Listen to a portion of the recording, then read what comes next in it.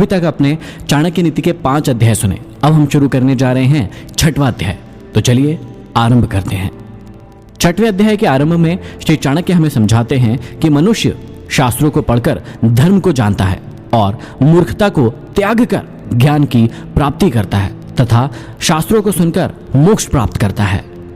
श्री चाणक्य कहते हैं कि पक्षियों में कौवा, पशुओं में कुत्ता, ऋषि मुनियों में क्रोध करने वाला और मनुष्यों में चुगली करने वाला चांडाल अर्थात नीच होता है। पाप कर्म व चुगली करने वाला मानव जीवन में दोष माने गए हैं। इन्हें करने वाला मनुष्य ऋषि मुनि होने पर भी चांडाल होता है, जैसा पक्षियों में कौवा और पशुओं में कुत्ते को नीच माना गया है। आगे समझाते हैं कि कांसे का पात्र राग द्वारा मांजने से शुद्ध होता है, तांबे का पात्र खटाई से रगड़ने से शुद्ध होता है, स्त्री रसवरा होने से पवित्र होती है और नदी तीव्र गति से बहने से निर्मल होती है। प्रजा की रक्षा के लिए भ्रमण करने वाला राजा सम्मानित होता है, भ्रमण करने वाला योगी और ब्राह्मण सम्मानित होता है, किंतु इधर उधर घूमने वाली स्त्री भ्रष्ट होकर नष्ट हो जाती है।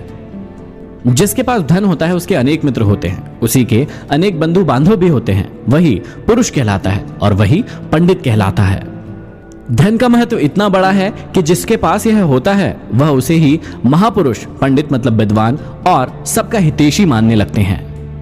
आगे समझाते हैं कि जैसी काबिलियत होती है वैसी ही बुद्धि हो जाती है, उद्योग धंधे भी वैसे ही हो जाते हैं और सहायक भी वैसे ही मिल जाते हैं।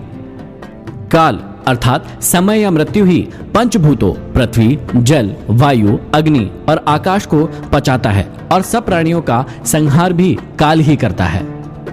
काल की सीमा को निश्चय ही कोई भी लांघ नहीं सकता, काल की गति को कोई रोक नहीं सकता। समय चक्र में आकर सभी को एक न एक दिन नष्ट होना ही पड़ता है। आगे समझाते हैं कि जन्म से अंधे व्यक्ति को कुछ दिखाई नहीं देता, काम में आसक्त व्यक्ति को भला बुरा को सुझाई नहीं देता, मत से मतवाला बना व्यक्ति या प्राणी कुछ सोच नहीं पाता और अपनी जरूरत को सिद्ध करने वाला दोष नहीं दिखा करता। धन और शक्ति के अहंकार से भरा व्यक्ति अपना विवेक खो बैठता है, उसे केवल अपना स्वार्थ ही सर्वोपरि दिखाई देता है। उसकी दशा उस अंधे के समान होती है जो जन्म से अंधा होता है।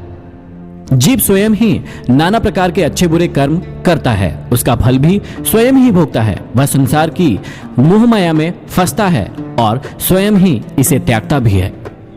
आगे समझाता है कि राजा अपनी प्रजा के द्वारा किए गए पाप को, पुरोहित राजा के पाप को, पति अपनी पत्नी के द्वारा किए गए पाप को और गुरु अपने शिष्य के पाप को भोगता है।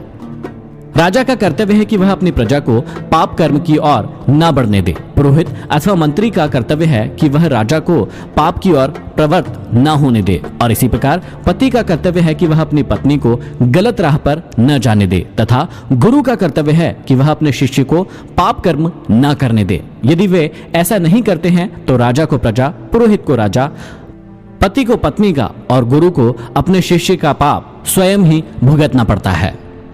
आगे कहते हैं कि जो पिता अपनी संतान पर अपना कर्ज छोड़कर जाता है वह शत्रु के समान है। जो माता पतन के मार्ग पर चल रही है वह संतान के लिए शत्रु है। जो स्त्री सुंदर है उसकी रक्षा में पति को बहुत कठिनाई झेलनी पड़ती है, क्योंकि सभी की दृष्टि उस पर रहती है और यदि संतान मूर्ख हो तो वह माता पिता के लिए शत्रु से कम नहीं होता है।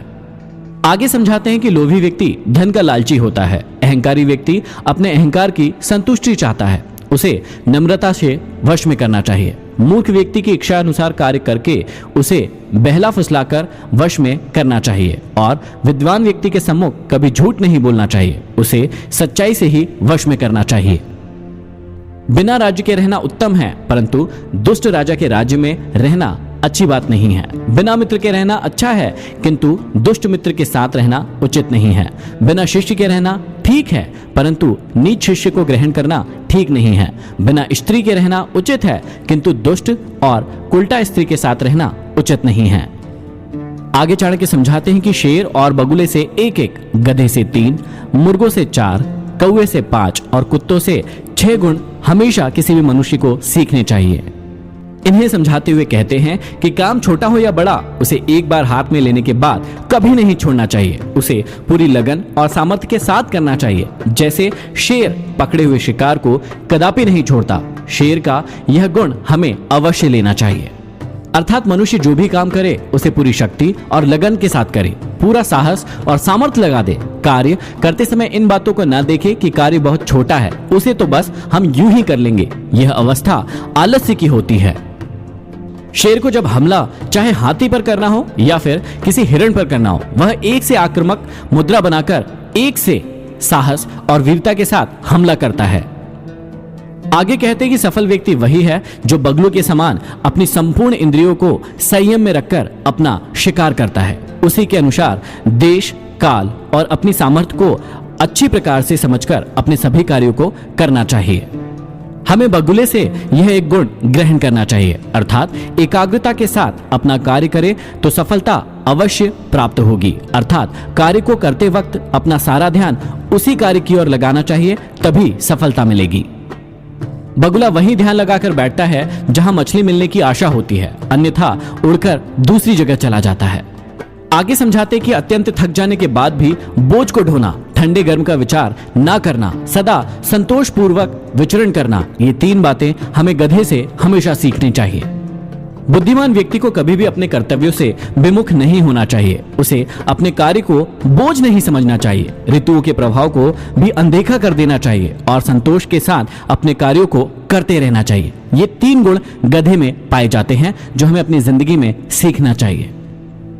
आगे समझाते हैं कि ब्रह्म मुहूर्त में जागना, रण में पीछे ना हटना, बंधुओं में किसी वस्तु का बराबर भाग करना और स्वयं चढ़ाई करके किसी से अपने भक्ष को छीन लेना, ये चारों बातें हमें मुर्गे से सीखनी चाहिए। वह सुबह उठकर बांग देता है, दूसरे मुर्गों से लड़ते हुए कभी पीछे नहीं हटता। वह अपने खाद्य पदार्थों को अपने चूजों में साथ बांटकर खाता है और अपनी मुर्गी को समागम में संतुष्ट रखता है। आगे चाणक्य कौवे के 5 गुण समझाते हैं। कहते हैं कि संभोग हमेशा गुप्त में करना चाहिए, छिपकर चलना चाहिए, समय समय पर सभी इच्छाएं वस्तुओं का संग्रह करना चाहिए, सभी कार्यों में सावधानी रखनी चाहिए और किसी पर जल्दी विश्वास नहीं करना चाहिए। ये 5 बातें कौवे से हमें जरूर सीखनी चाहिए। अब बताते हैं कुत्ते के 6 गुण। बहुत भोजन करने की शक्ति रखने पर भी थोड़े भोजन में ही संतुष्ट हो जाए, अच्छी नींद सोए, परंतु जरा से खटके पर ही जाग जाए, अपने रक्षक से प्रेम करे और शुद्धता दिखाए। इन 6 गुणों को हमें कुत्तों से सीखना चाहिए। यदि आप इन सभी गुणों को अपनी जिंदगी में उतारेंगे तो आपको सफलता अवश्य मिलेगी। यह था भाग 6। अब हम बढ़ते हैं भाग